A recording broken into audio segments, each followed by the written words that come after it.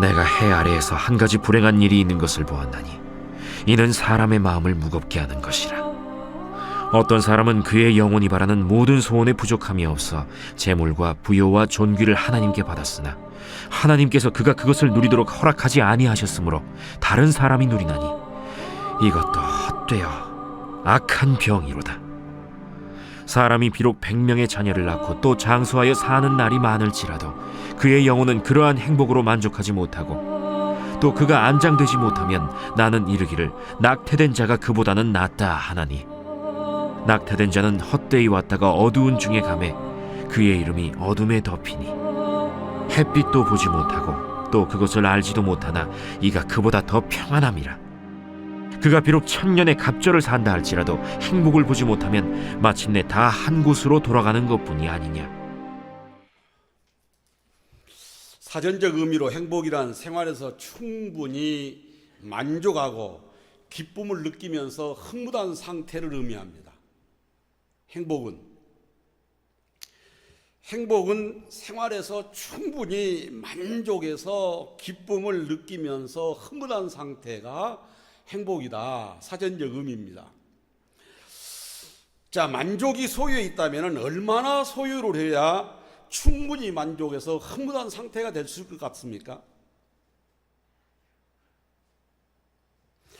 여러분 생각에는 얼마나 소유하면 만족해서 흐뭇한 상태가 될 수 있을 것 같습니까? 내가 살고 있는 집 한 채를 지니고 있고 한 달에 400-500 수입이 된다면 만족해서 흐뭇한 상태가 될 수 있을 것 같습니까? 아니면은 집 2채 정도 지니고 한 달 수입이 1000만 원 정도 된다면 만족해서 흐뭇한 상태가 될 수 있을 것 같습니까? 이것도 아니라면 그래도 집 한 3채 지니고 월 수입이 한 5천 정도 되어야 만족하고 충분해서 흐뭇하다고 생각이 될 것 같습니까? 여러분의 만족도는 어느 정도나 될 것 같습니까? 사람들의 만족도는 다 다를 것입니다. 어떤 사람은 집 한 채에 400-500 수입만 돼도 만족한 사람이 있는가 하면은 어떤 사람은 집 2채를 지니고 1000만 원 수입이어도 불평불만 있는 사람이 있을 것이고 어떤 사람은 집 3채를 지니고 월 수입이 5천이 된다 할지라도 만족하지 못한 사람도 있을 것입니다. 중요한 것은 충분한 만족이란 수치가 정해져 있지 않다라는 것입니다. 충분한 만족은 수치가 정해져 있지 않아요. 남이 볼 때는 만족할 만큼 충분한 것 같은데 본인은 정작 금방 부족하다라는 생각 때문에 또다시 불충분한 상태가 되기 때문에 충분한 만족의 기준이란 있을 수 없다라는 거죠. 옆 사람이 볼 때는 분명히 저분은 만족할 것 같다. 저 정도면 되겠다. 라고 함에도 불구하고 나는 부족함을 느낀다라는 거죠. 그래서 만족하지 못하다는 것입니다. 빌 헬러는 이런 말을 합니다. 가장 행복한 사람들은 가장 많이 소유한 사람들이 아니라 가장 많이 감사한 사람들이다. 가장 많이 소유한 사람이 감사한 것이 아니라 만족한 것이 아니라 가장 많이 감사한 사람이 만족하고 행복하다라는 것입니다. 유대인의 탈무드에 보면 이런 말이 있습니다. 이 세상에서 제일 행복한 사람은 누구일까? 여러분, 이 세상에 가장 행복한 사람이 누구라고 생각하십니까? 탈무드에 이렇게 얘기를 합니다. 지금 이 모습 이대로를 감사하면서 사는 사람이다. 지금 이 모습 이대로를 감사하면서 사는 사람이 행복한 사람이라래요. 그러면서 얘기를 하기를 행복은 감사와 정비례한다. 그렇게 교훈하고 있습니다. 어디 탈무드 얘기뿐이겠습니까? 헬라의 철학자 아리스토텔레스는 말하기를 감사하는 사람, 이 행복은 감사하는 사람의 것이다. 그렇게 얘기를 하고 있습니다. 그리고 또 인도의 시성 타르고라는 사람 말하기를 감사의 분량이 곧 행복의 분량이다 이렇게 말했듯이 감사한 만큼 행복하게 살 수 있다는 겁니다.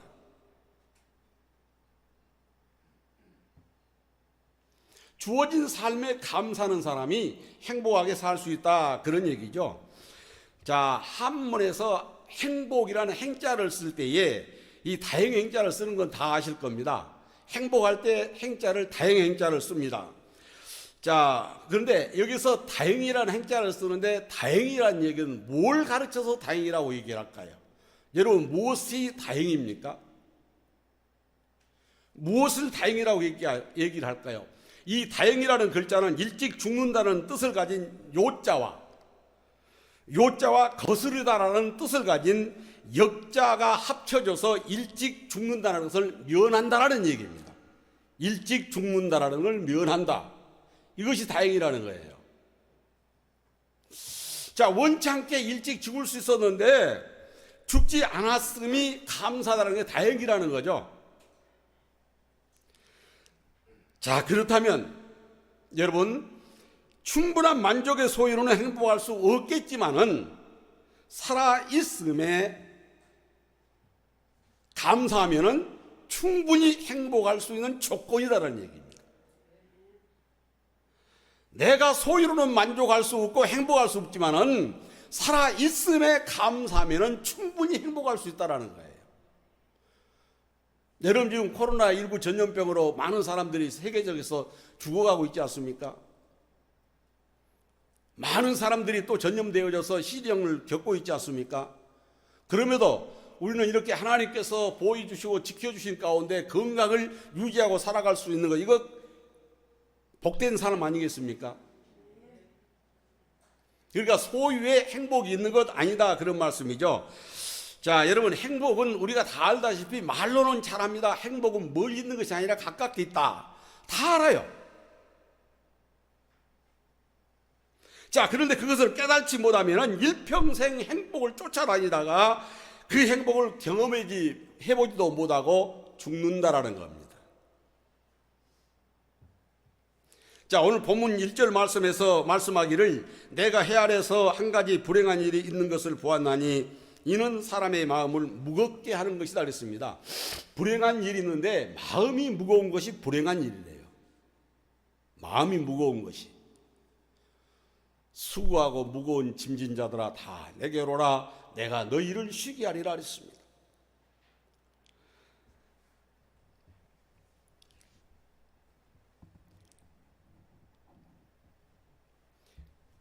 불행한 일 혹은 불행하게 사는 것은 마음을 무겁게 하는 것이라고 오늘 본문 말씀이 말씀하셨는데, 자, 여러분도 아시는지 모르겠습니다만은 박선희 시인의 아름다운 편지라는 책이 있습니다. 그 편지 중에 마음의 무거움을 노래하는 시가 있어서 짤막하게 좀 읽어드릴까 싶습니다. 우리의 마음속에는 수많은 감정들이 또아리 들고 있습니다. 우리의 마음속에는 수많은 감정들이 또아리를 들고 존재합니다.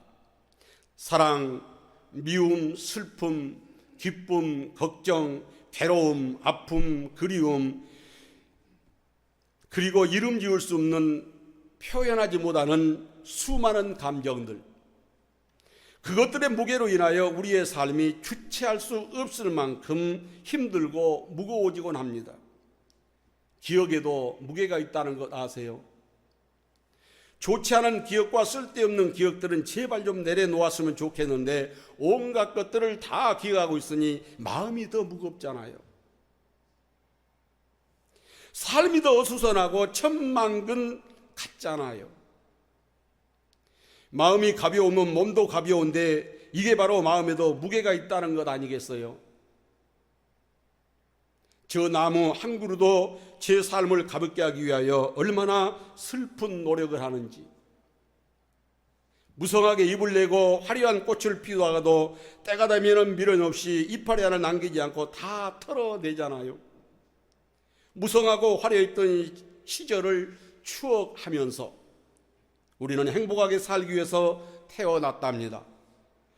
우리는 사랑하며 살기 위해서 태어났답니다. 그러기 위해서는 무엇보다도 덕지덕지 붙은 마음의 군사를 덜어내기로 합니다. 이 가을을 걱정에 물들지 않는 연습을 하면서, 여러분 박선희 시인의 글을 들으시면서 마음에 와 닿는 부분이 혹시라도 있으신가요? 마음에 와 닿는 부분이 없는가요?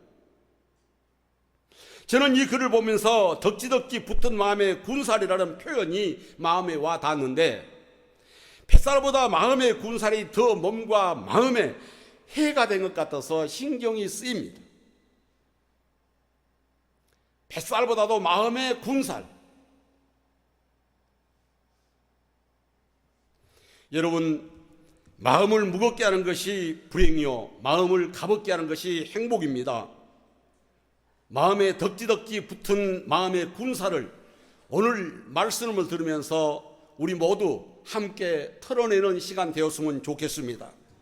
오늘 본문 2절은 불행 혹은 불행한 삶을 악한 병이라고 말을 하고 있는데, 마음의 군살이라는 표현을 보니까는 마음을 무겁게 하는 것이 왜 병인지 이해할 수 있을 것 같지 않습니까? 자, 그렇다면 전도서 기자가 본문 말씀에서 말씀하시는 마음을 무겁게 하는 것이 악한 병이라고 할 수 있는 불행한 일이 어떤 것을 가르쳐서 말씀하고 있을까요? 자, 그리고 그것들을 어떻게 해결할 수 있을까요? 마음에 무거운 짐이 불행인데 그것이 어떤 것일 것이며, 그것이 내 마음에 무거운 짐으로 남아있다면 그 불행을 어떻게 해결할 것이냐는 것입니다.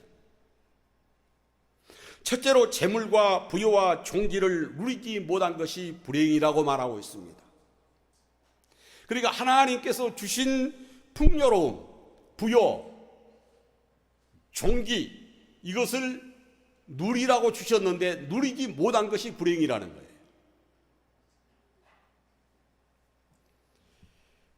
경건을 추구하는 사람들 중에 재물, 부여, 종기, 이 단어를 마치 더러운 것처럼 부정적으로 생각을 하는데 이것은 매우 잘못된 생각입니다.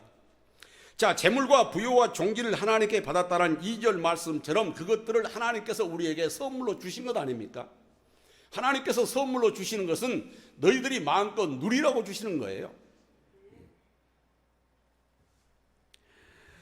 전도서 5장 19절은 이렇게 말씀합니다. 또한 어떤 사람에게든지 하나님이 재물과 부요를 그에게 주사 능히 누리게 하시면 제 목을 받아 수고함으로 즐거워하게 하신 것은 하나님의 선물이라. 하나님께서 우리에게 주신 것은 하나님의 선물입니다. 하나님의 선물은 우리가 마음껏 누릴 수 있는 자격이 주어져 있습니다. 그런데 이 자격이 주어져 있음에도 불구하고 이것을 누리지 못한다면 불행하다라는 거예요. 주어진 삶의 영역에서 최선을 다해서 그 수고의 열매를 거두는 것이 진정한 낙이요 하나님의 은혜라는 것입니다. 그러나 재물과 부여와 종기를 더러운 것도 아니요, 또한 부정적인 것도 아니요, 소유했다고 잘못된 것이 아니요, 죄악도 아닌 것입니다. 신명기 8장 18절은 이렇게 말씀하십니다. 네 하나님 여호와를 기억하라. 그가 내게 재물 얻을 능력을 주셨습니다. 여러분, 내가 풍요롭게 사는 거, 내가 잘 버는 거, 하나님이 능력을 주셨다라는 거예요. 하나님이 은혜로 우리에게 주셨기 때문에 내가 이렇게 벌을 수 있었다라는 겁니다. 내가 이렇게 소유할 수 있었다라는 거예요.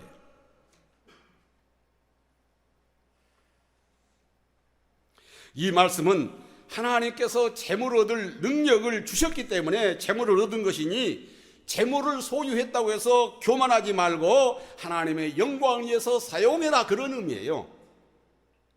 내가 많이 소유했다고 해서 그만 떨지 말고, 금방 떨지 말고 하나님의 영광을 위해서 사용해라는 거예요. 하나님의 뜻을 이루기 위해서, 하나님의 나라를 세우기 위해서 사용하라, 그런 의미입니다.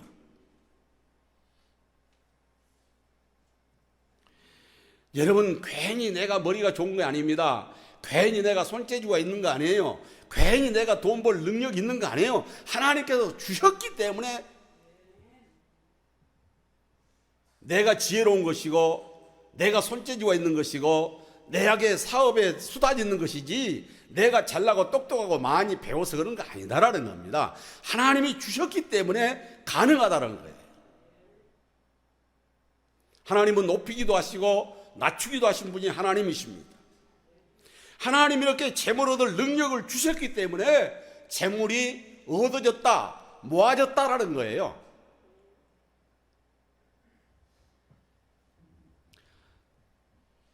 그런데 경우에 따라서는 능력이나 노력과는 전혀 상관없이 하나님께서 친히 재물과 부여와 총기를 주실 때가 있는 것을 우리는 성경을 통해서 볼 수 있는데, 출애굽기 12장 36절을 보면은 이스라엘 백성들이 출애굽할 때에 하나님께서 애굽 사람들에게 이스라엘 사람들에게 은혜를 베풀기 하기 위해서 은혜를 베풀기 위해서 이스라엘 백성들이 구하는 모든 것을 애굽 사람들이 주었지 않습니까?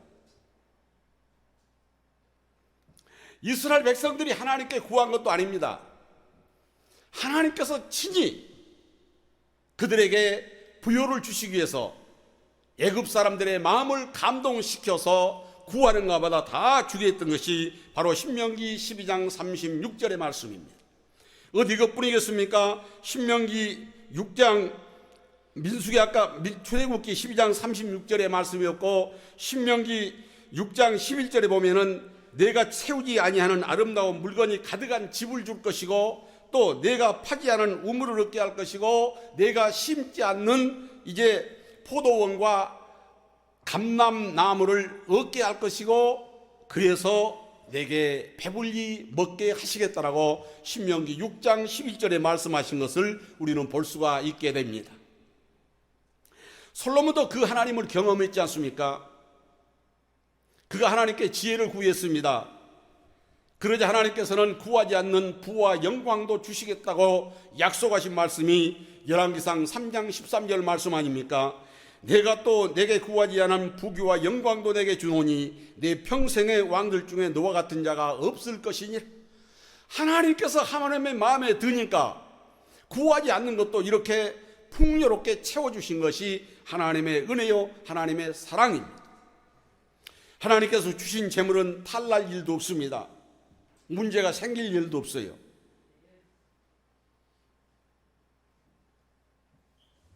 잠언 10장 22절에서 말씀하지 않습니까? 여호와께서 주시는 복은 사람을 부하게 하고 근심을 겸하여 주시지 아니하시느니라. 하나님께서 부를 주시는데, 복을 주시는데 근심과 섞어서 주지 않는다는 거예요. 하나님께서 여러분들에게 이런 재물의 복을 풍요롭게 부어주시기를 주님의 이름으로 축원합니다. 여러분 역시 재물을 얻을 능력을 달라고 하나님 앞에 기도하셔서 정말로 경쟁사회에서 하나님을 믿고 섬기는 사람들이 어떻게 하나님께서 주시는 복을 누리면서 살아가는가를 많은들에게 보여주며 사시기를 축원합니다.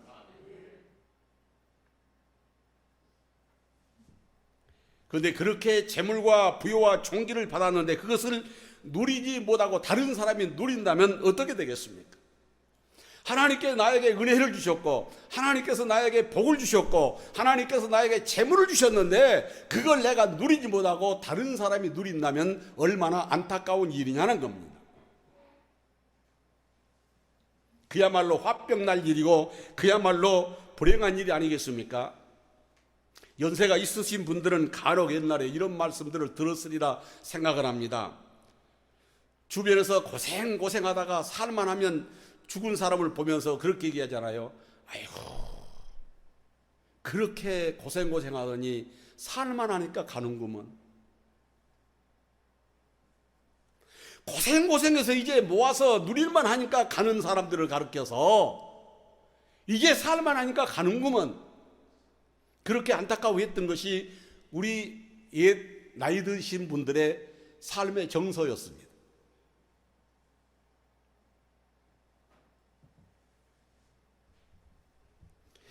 그렇다면 왜 이렇게 많은 것을 받아놓고 누리지 못할까요? 왜 누리지 못합니까? 오늘 본문 2절 말씀은 하나님께서 그가 누릴 수 있도록 해주지 않았다라는 겁니다. 하나님께서 많은 것을 주셨는데 하나님께서 그걸 누리지 못하도록 하셨다라는 거예요. 자, 이 말씀은 죄를 범하였기 때문에 하나님께서 주신 모든 것을 그에게서 빼앗아 그것을 누리지 못하게 하셨다, 그런 의미입니다. 하나님이 많은 축복을 주셨습니다. 그런데 하나님의 말씀에 순종하기는커녕 하나님의 말씀에 불순종하고 하나님의 뜻대로 사는 게 아니라 자기 멋대로 사니까 하나님이 빼앗아서 다른 사람이 누리게 만들었다라는 거예요.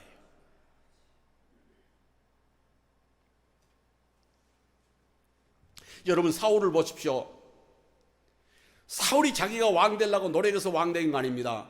하나님께서 그를 택하셔서 이스라엘 왕이 되게 만들었습니다. 하나님께서 최고로 존귀한 자리에 올려놓으셨는데 사울은 하나님의 말씀을 거듭거듭 불순종합니다. 얼마나 감사한 일입니까? 내가 왕손으로 태어난 것도 아니요, 내가 왕의 자질이 있는 것도 아니요, 내가 왕이 되겠다는 노력한 것도 아닙니다. 하나님께서 택하시고 하나님께서 세워주셨습니다. 그럼에도 불구하고 하나님의 말씀을 거듭거듭 불순종합니다. 거역합니다. 자기 마음대로 제사를 드립니다. 여러분, 자기 마음대로 제사를 드렸다는 건 오늘날 지금 자기 마음대로 예배 드렸다는 말이에요. 의미입니다. 자기 마음대로 예배를 드리고 또한 자기 생각과 욕심으로 하나님께서 아말렉을 다 멸하라고 하였는데 멸하지 않습니다. 좋은 건 다 자기 걸로 취하지 않습니까? 결국 하나님은 그런 사울을 버리지 않습니까? 비록 사울은 죽을 때까지 왕의 지위를 지속했지만은 평생 마음이 무거웠을 뿐만 아니라 하나님의 신이 떠나고 악신이 그를 지배함으로 그야말로 악한 병에 불행을 달고 살았던 것을 우리는 볼 수가 있게 됩니다. 그는 하나님께서 인정하지 않고 돕지 않는 유명무실한 왕의 자리를 계속 이어는 갔으나 전쟁터에서 전사에서 목이 잘리고 갑옷이 벗겨지고 몸통이 성벽에 걸리는, 죽어서도 수치를 당하는 그런 말로를 성경은 우리에게 보여주고 있습니다. 하나님께 재물과 부여와 존귀를 받는 것도 중요합니다. 그러나 그것을 누리는 것이 더 중요하다는 얘기입니다. 하나님께 복을 받는 것도 중요해요. 그러나 그 복을 누리고 지켜나가는 것이 더 중요하다, 그런 말씀입니다.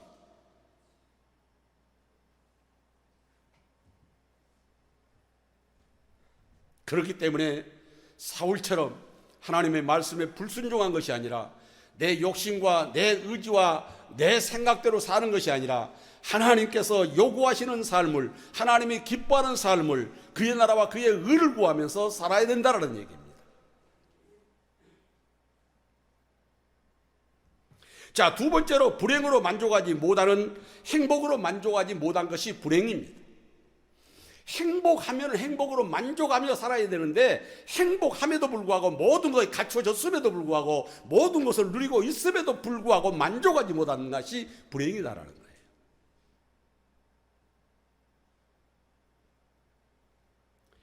구약에서 하나님께 복을 받는 사람의 증거를 우리가 몇 가지 찾아볼 수 있는데 거기 보면은 자녀를 많이 낳은 것이 복이라고 성경은 얘기하고 있는 것을 볼 수가 있게 됩니다.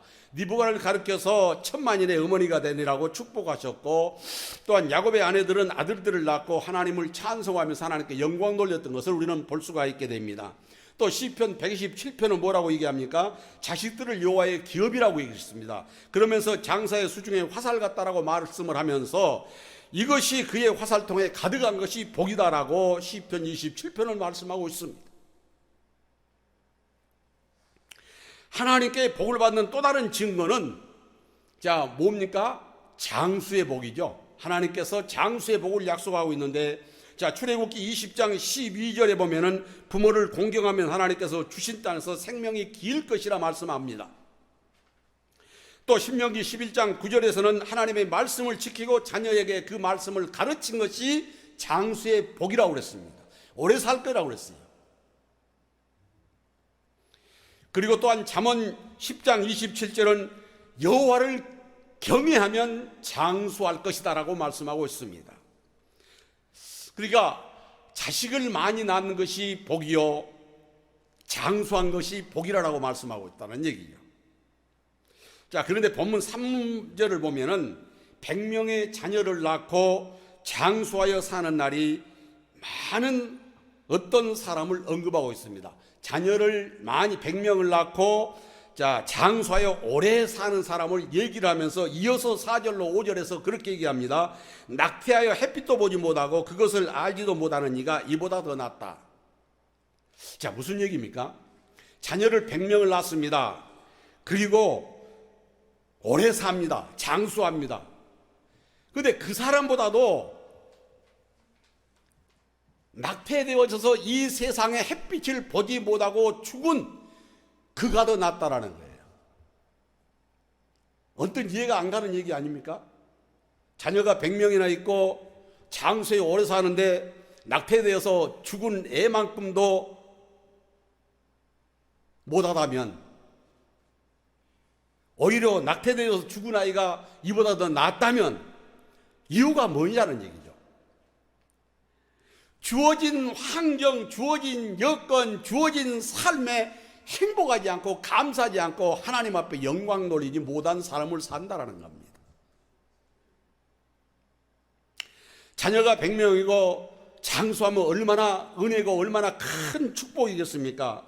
성경은 말합니다. 천년의 갑절을 산다 할지라도 헛되다. 자녀를 많이 낳고 장수하여도 행복하지 못할 뿐더러 오히려 불행하여 평안이 없다라고 성경은 말하고 있습니다. 어떻게 그럴 수가 있을까? 거듭하여 말하는 것은 행복을 보지 못하면 분명한 행복의 증거를 지녔다 할지라도 불행하다, 그런 얘기입니다. 행복할 수 있는 조건을 가졌음에도 불구하고 행복하지 못하다면 그는 불행하다라는 얘기죠.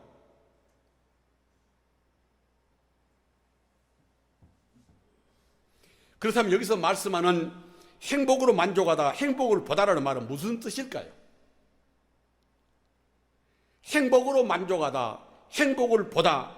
자, 하나님께서 주신 기쁨을 몸과 마음으로 누리는 것을 의미하고 있습니다. 그러니까 충분히 주어진 여건이 기쁨으로 행복하고 하나님 앞에 영광을 돌릴 만한 조건임에도 불구하고 그 삶을 못 사는 사람이 바로 낙태되어 죽은 아이마다 못한 삶이라는 겁니다.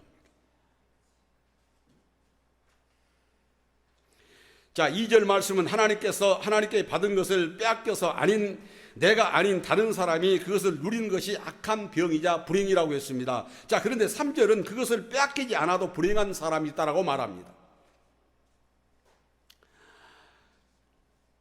2절에서는 많은 것을 주셨으나 누리지 못한 것이 불행이요, 3절에는 그것을 빼앗겨버리는 것이 불행이라고 얘기를 합니다. 자, 100명의 자녀가 어디 가겠습니까? 또 장수하는 것이 누가 뺏어 갈 수 있겠습니까? 죽을 때까지 자신이 누리는 삶 아니겠습니까? 하지만 그것이 행복하게 하지 않고 여전히 마음을 무겁게 한다면 그것이 불행이라는 거죠. 주어진 여건과 삶으로 봐서 분명히 기쁨과 행복으로 만족할 만한 삶인데 그렇지 못하는 삶, 그래서 마음이 무겁다면 그것은 불행한 삶을 살고 있다, 그런 말씀이죠. 우리는 이 말씀을 들으시면서 복된 삶을 누리는 것이 무엇이 그리 어려워서 불행하게 되는지 이해하지 못할 수도 있습니다. 자, 하지만 감사 없는 사람은 충분히 그렇게 산다라는 거죠. 내 삶에 감사가 결여된 사람은 그런 삶을 살 수 있다라는 거예요. 아무리 많은 것을 하나님께서 나에게 주셨지만은 감사하지 않고 만족하지 못하고 행복하지 않다면은 이 삶이다라는 얘기입니다. 그러면서 계속해서 하나님께서 무엇을 달라고만 한다면은 하나님이 기뻐하시겠냐라는 얘기입니다. 줄 만큼 주셨음에도 불구하고 만족하지 못하고 행복하지 못하고 하나님께 영광 돌리지 못하고 마음에 무거운 짐을 지고 마음이 무거움으로 불행하다면 하나님의 영광을 가리는 삶이 아니겠습니까? 그러니 그런 감사한 일들이 수없이 많아도 하나님 앞에 감사할 수 없는 것입니다. 자녀가 많아도 감사하지 않고 불평한다면 그것은 불행한 일 아니겠습니까?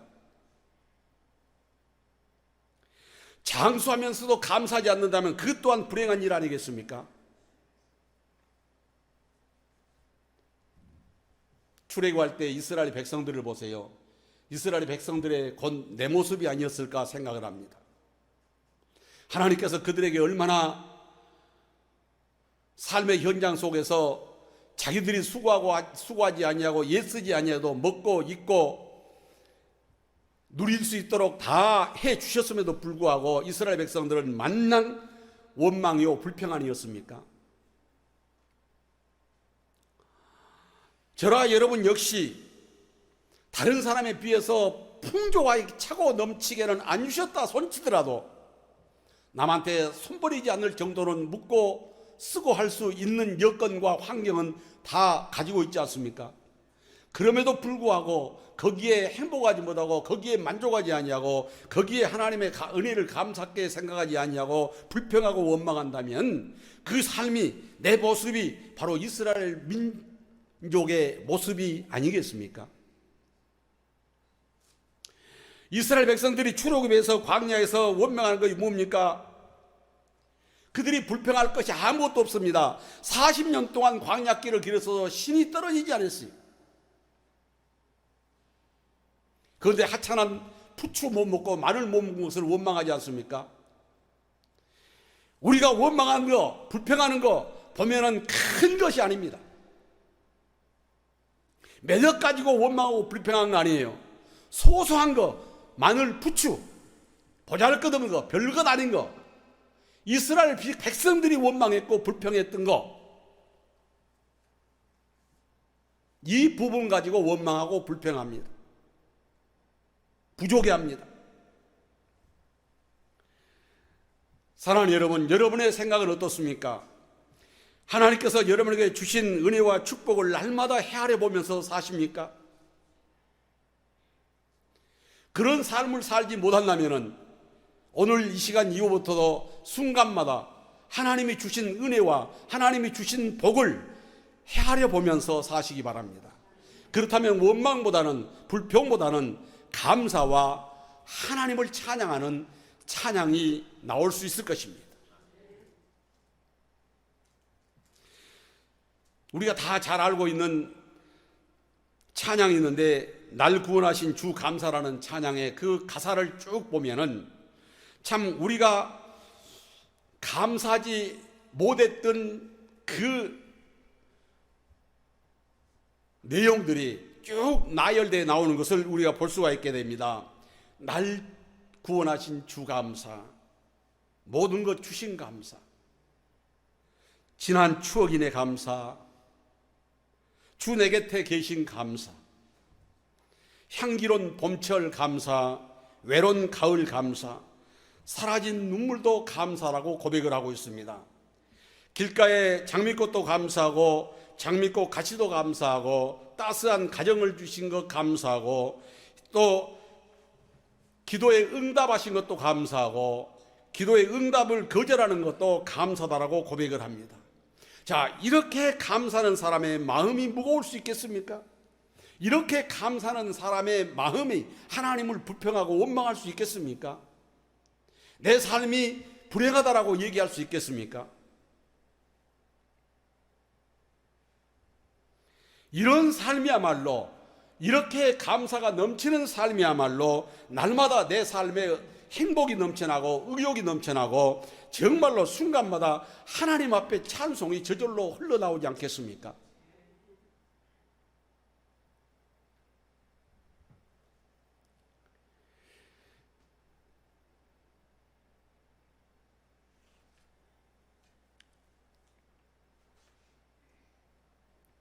우리가 본장 전도서 6장 12절의 말씀을 놓치지 말았으면 좋겠습니다. 생명의 모든 날을 그림자같이 보내는 일평생의 사람에게 무엇이 낙인지를 누가 알며 그 후에 해 아래서 무슨 일을 있을 것을 누가 능히 그에게 고하리요 말씀하고 있습니다. 생명의 모든 날을 그림자같이 보내는 것이 마음을 무겁게 하며 불행하게 하는 것이라는 뜻입니다.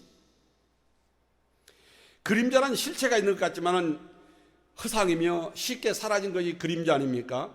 인생의 날이 빨리 사라져가는 것을 암시하는 비유적 말씀이 바로 12절의 말씀입니다.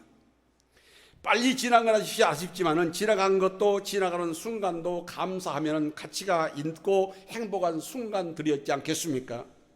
그런데 어떤 사람은 그 귀한 생명의 시간을 헛된 수고와 근심 가운데 그림자같이 보내버리는 사람들이 있다라는 것입니다. 사랑하는 여러분,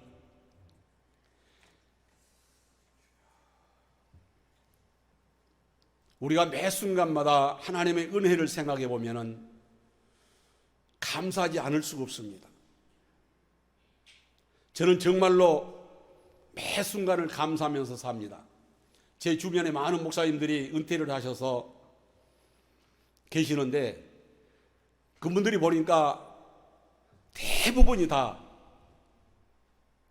교회를 정하지 못하고 가정에서 자녀들 데리고 예배를 드리는 모습을 보면서 저는 상당히 마음 아파 생각한 사람입니다.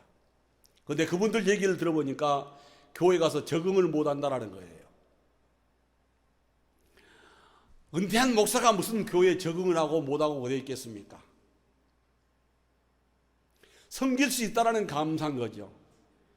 저는 정말 감사한 게 부족한 저를 한 달에 한 번씩 단에 세워주신 담임 목사님의 은혜와 하나님의 은혜를, 또한 성도님들이 부족한 종의 설교를 들어주는 성도들이 정말 감사합니다. 감사할 조건을 찾아보면 수도 없이 감사가 많습니다.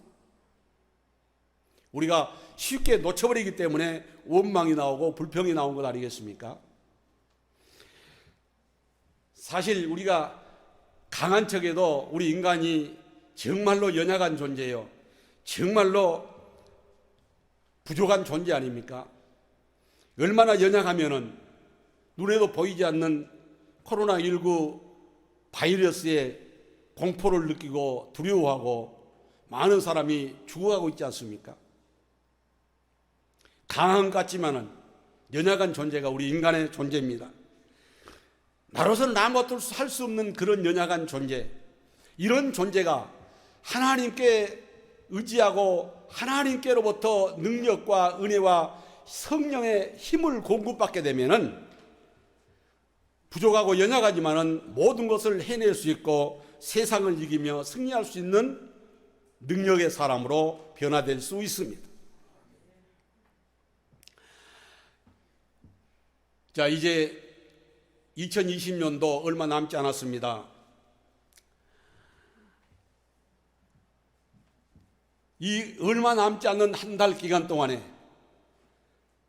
정말로 부유하고 풍요롭고 행복한 삶을 살기를 원하신다면 하나님을 신뢰하십시오.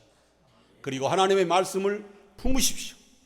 반드시 하나님께서 그 은혜를 누리도록 하나님께서 허락해 주실 것입니다. 행복은 멀리 있지 않습니다. 주님 안에 기쁨이 있고 주님 안에 행복이 있고 주님 안에 승리가 있습니다. 여러분의 삶 속에 주님의 행복과 주님의 승리와 주님의 축복과 주님의 은혜가 평생 함께하여 여러분의 인생이 성공적인 인생으로 마무리 짓는 여러분 될 수 있기를 주님의 이름으로 축원합니다. 살아계신 하나님 감사합니다.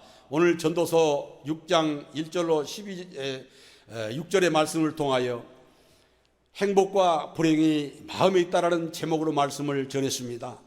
하나님, 우리의 삶에 행복이 더욱더 풍성히 넘쳐나게 하시고 우리의 삶 가운데 혹시라도 불행의 요소가 있다면 이 불행의 요소를 다 제거해 주시고 우리가 또한 믿음으로 그 불행의 요소를 극복해 이겨나갈 수 있도록 힘과 능력을 더하여 주시옵소서. 그래서 아버지 하나님, 이 어수선한 전국 속에서 믿음을 지켜 교회를 섬기며 하나님의 은혜 안에서 하나님 앞에 순종하며 하나님의 영광을 드러내며 믿음으로 더욱더 성숙되어져 갈 수 있도록 은혜를 베풀어 주시옵소서. 우리 성도들이 경험하는 모든 사업이 번창케 하시고 가정이 풍요로워지게 하시고 자녀들의 앞날이 시온의 대로처럼 활짝 열려지는 축복이 임할 수 있도록 은혜 베풀어 주실 줄 믿사옵고 예수님의 거룩하신 이름으로 감사하며 기도드리옵나이다. 아멘.